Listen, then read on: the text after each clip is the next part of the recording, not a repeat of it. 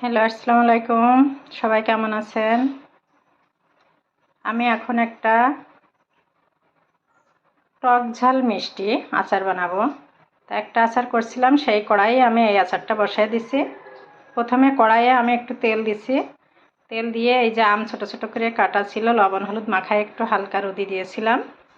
দিয়ে এখন এই কড়াইতে আমি সেই আমটা বসাইছি। এখন আমি দিব একটু সরিষা বাটা। এই যে এরকম পরিমাণ, এতটুকু এই সরিষা বাটা দেব। একটু লবণ দিব। এই এক বাটি চিনি দিব। এই যে এক বাটি চিনি দিচ্ছি।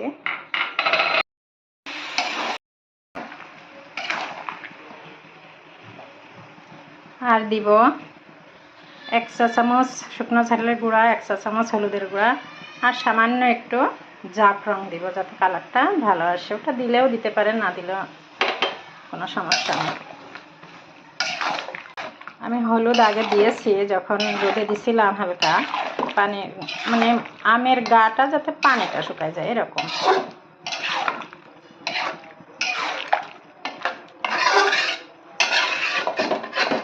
আমি পরে একটু লবণ টেস্ট করব, যদি লাগে আর একটু দিব।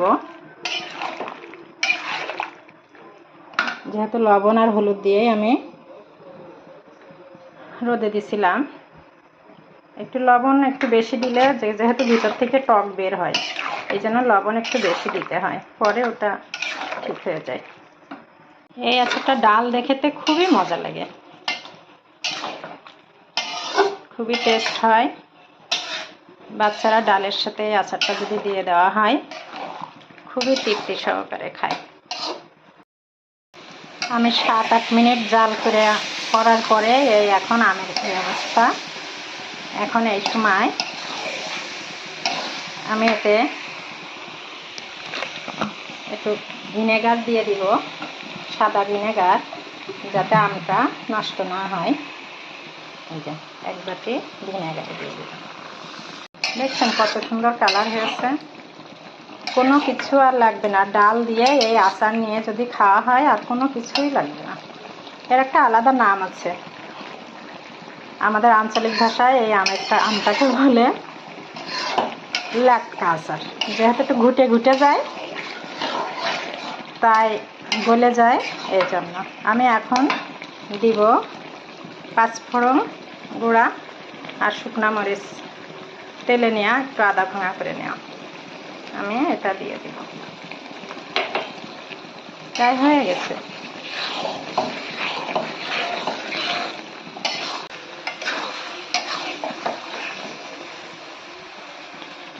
একটু বিট লবণের গুঁড়া দিয়ে দিচ্ছি। এই যে আমার ডালে খাওয়া আচার পাত্রে নামিয়ে নিলাম ঠান্ডা করার জন্য। যে কোনো ডাল দিয়ে খাওয়া যাবে, অসম্ভব সুন্দর আচারটা। একবার করে দেখবেন আপনারা। আল্লাহ হাফেজ।